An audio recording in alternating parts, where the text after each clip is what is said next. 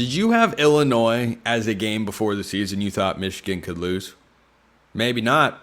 But boy, you better have that down right now. Roman Tomashoff, Locked On Huskies, has no dog in the fight this week because the dogs are, pun intended, off. So they're taking a little nap after the beatdown they got against Iowa a week ago. Right. But I had to slide it in just ever so subtly. But Illinois, Michigan, Roman, Washington beat Michigan a couple of weeks ago. They go on the road again. I imagine Champaign is going to be popping.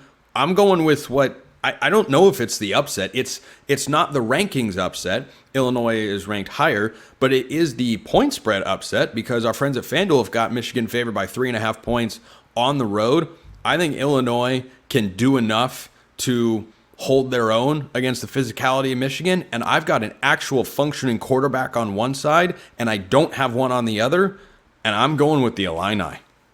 Yeah, Spencer, I'm torn. Where I came in with a list, and this is the one where I'm like, okay, I don't actually know who I think is going to win this game.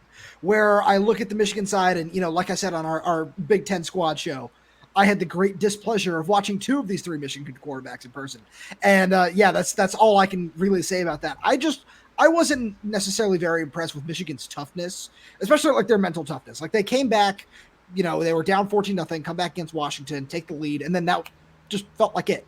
Felt like they just kind of disappeared, and maybe part of that was being on the road. So honestly, yeah, give me Illinois. Let's do this. Yeah, I think this is a low-scoring slugfest, go either way sort of game. And in those environments, I tend to take the team with a better quarterback. That is unquestionably Illinois. I hope I don't get any pushback there. Don't think I will. Luke Altmaier's been playing good football. He has been playing good football. They had a crazy game against Purdue last week. You look like you need to jump in with something. Oh, no, I thought you were going to say, like, pushback, like, for Michigan fans. I was like, oh, no, you're going to get that no matter what. So. Well, I could. I could. And you know what? That's the name of the game. But Illinois is at home with a better quarterback, and I don't think the rest of the team is so far apart talent-wise from what Illinois is putting on the field so far this year. I think the Illini get this done. I'll go 2014.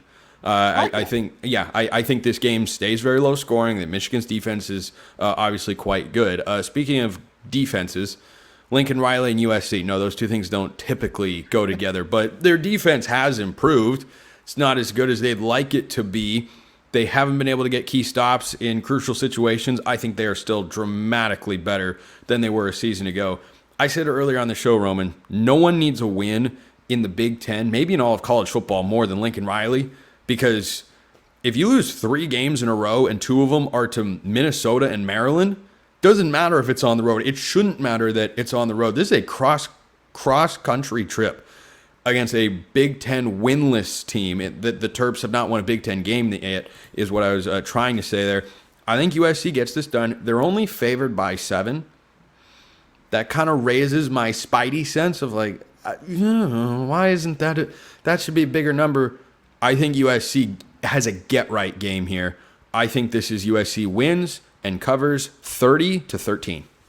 Spencer, not so fast, my friend. I got to get one of those in here.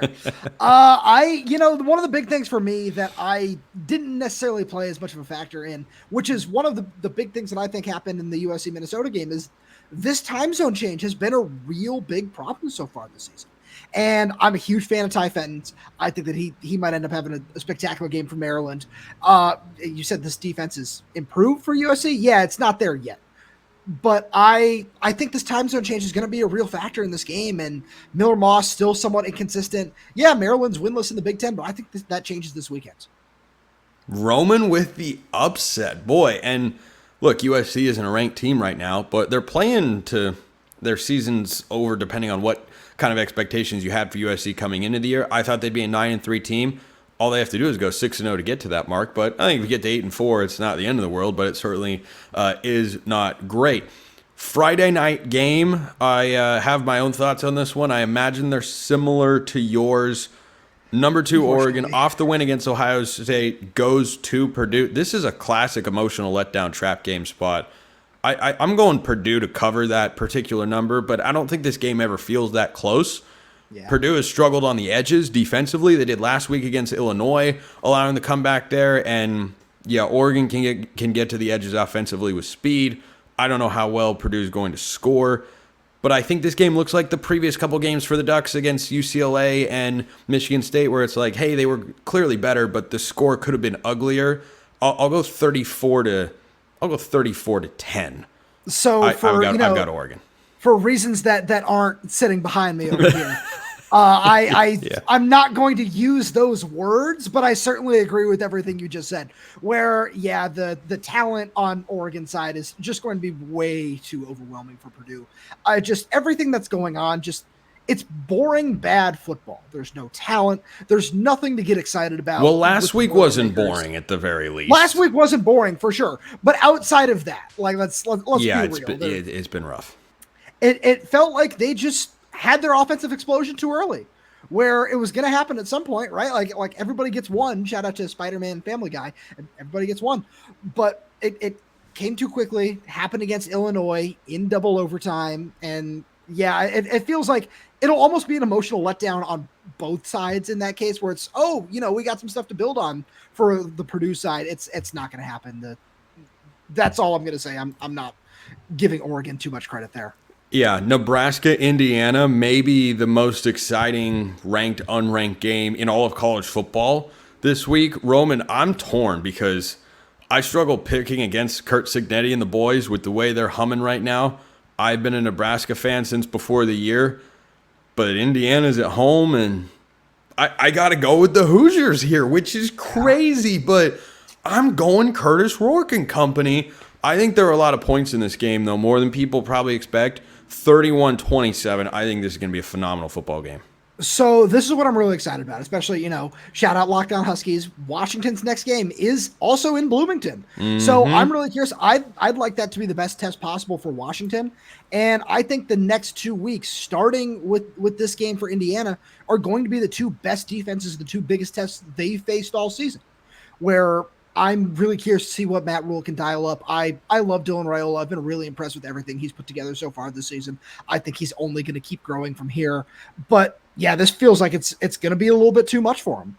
Wisconsin goes to Northwestern. One of the most underrated stories in the Big Ten right now is Wisconsin is starting to play some good football.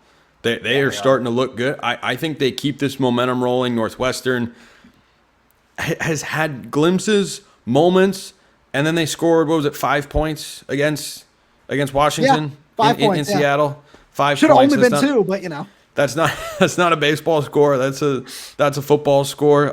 This is a 9 a.m. West Coast time kickoff in Evanston. I'm taking Wisconsin, 31-20. Yeah, it's similar to where I feel at Purdue, where there's not a lot of talent. Northwestern certainly has more pieces than Purdue does, but I wasn't really impressed. I know Jack Lausch is still improving.